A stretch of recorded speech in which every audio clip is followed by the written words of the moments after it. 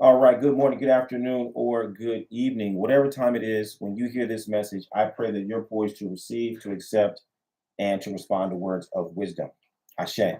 So, listen, ladies and gentlemen of the African diaspora, we need to once and for all put to rest this nonsensical notion that there's something in the African diaspora that exists that is from some long lost civilization of West Africa that no longer exists in Africa, or there's something in our identity, that is somehow separates us from Africa, right?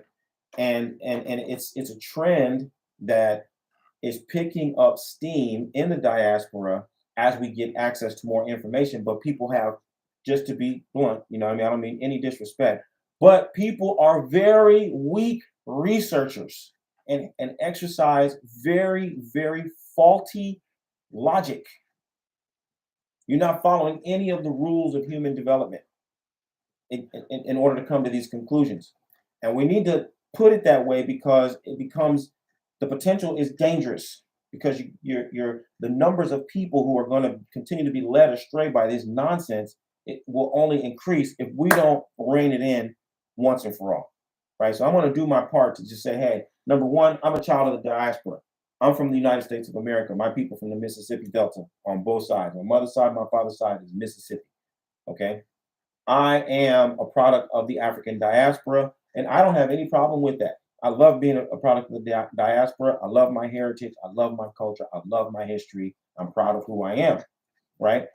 But there's a difference between being proud of who you are and then overstating the reality of our folklore and the stories that we had to tell ourselves in order to make it in horrifying conditions. So here in the United States, we got a whole section of our people totally wackadoodle talking about we are the original people of the Americas. And there's all these people with these fat, broad noses and nappy hair and brown skin who were here before, the wicked colonizers. Nonsense. We are not the people who are indigenous to this land.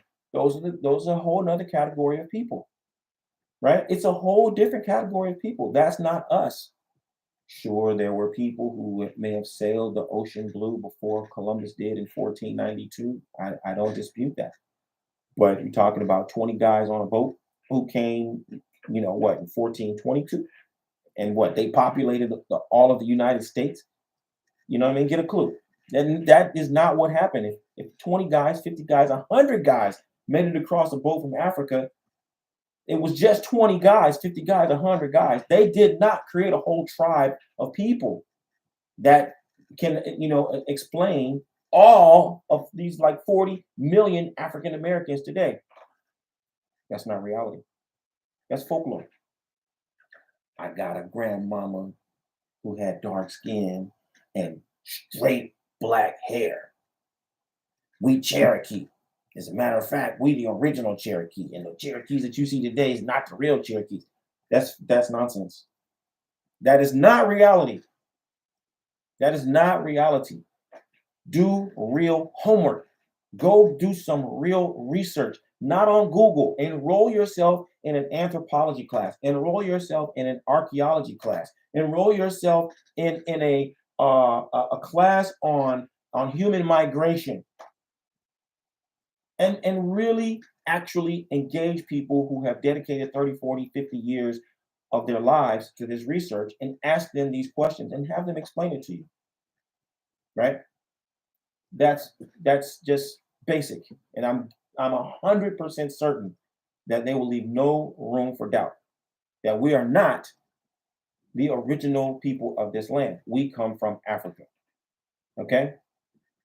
Likewise, we got people in Cuba, we got people in Brazil, we got people in Trinidad, we got people all throughout the diaspora who practice African spirituality, and they're holding on to this fantasy that somehow they are retaining some archaic language or some rituals or some deities or some ceremonies.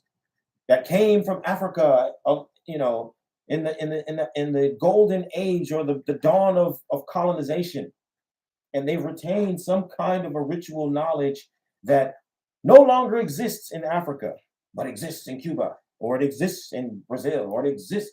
That's nonsense. That's nonsense. It is not true.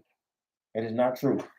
Listen, if we look at Ifa in Cuba, for example, you can go coast to Cuba, north, south, east, and west, and you can talk to every babalawo and read every notebook. And I guarantee you, you're going to come up with a certain number of verses of Ifa. You're going to come up with a certain number of Ebo. You're going to come up with a certain number of charms. I guarantee it. You're going to come up with a certain number of methodologies for conducting rituals and ceremonies.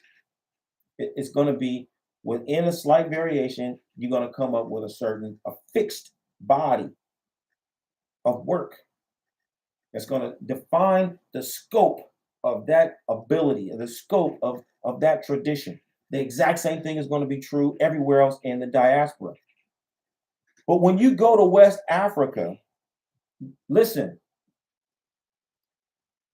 there is a whole category of babalawo who know 4 verses of Ifa for all 256. There's another category who know 8 verses for each of the 256 Odu. There's another category who know 12 verses for each of the 256. There's another category who knows 16 verses for each of the 256 Odu. There's other ones who know 20, 24, 28, 30 verses of the 256 Odu. Not one guy in a million. It's a category of babalawo who know scores of verses for each of the 256 Odu. That means there's a category of babalawo who know 16 verses of Obedi, 16 verses of Okanransa, 16 verses of Irosu Obada, 16 verses of Otudoponwani, 16 verses of Fuoyeku,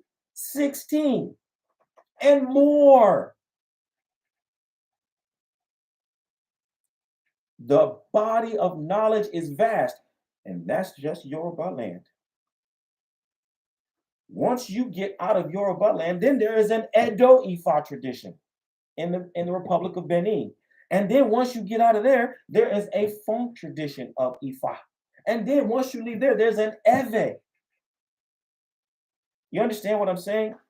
The knowledge base is so vast. So just because you didn't find it by talking to 2 people, 4 people, doesn't mean it doesn't exist in West Africa. It just means that you haven't found it. So please, stop being lazy. Stop indulging this folklore that reinforces the idea that we're special and unique. You don't need to do that. We are special and unique. If you practice the Afro-Cuban tradition, you don't need to be talking about the things that exist in the Afro-Cuban tradition that don't live in Nigeria anymore. The Afro-Cuban tradition is special and unique. The Brazilian tradition is special and unique just on its own. The Haitian Vodun is special and unique, on and on and on. Each tradition is special and unique, and it stands on its own. And the reason why this is important is because we're limiting ourselves and we're perpetuating nonsense. Ifa says, when we awaken in the morning, let us teach one another wisdom and not lay the foundation for madness. When we have a dilemma, let us confer with one another. And then, after long deliberation, if we cannot come to a conclusion, let us consult Ifa. There's a filtration process whereby we really do rigorous thinking and investigation and deep conversation with one another in order to really suss out the truth and the reality of what we're dealing with. So I want to challenge every single person who believes that there's something here in the diaspora that somehow was the last, vestige of this particular practice or tradition or this deity that you think that it doesn't exist anywhere in Yoruba land, I want to challenge you. I want to challenge you to go and travel the four corners of Yoruba land. The elders say a man must try all the soup in the village before he can proclaim that his mother's is the best. Okay? Try all the soup before you keep saying that yours is the best, or before you keep saying that yours is the last one to do this or know that. Go do some real homework, y'all, and find out what's really going on out there. And I am 100% certain you will never ever find anything if it pertains to the Yoruba, Edo, Fon, Ifa tradition. If it is authentically from the Orisha tradition, I guarantee you're going to find every recipe, every vocabulary word, every ritual, every ceremony is still rooted and active in West Africa today.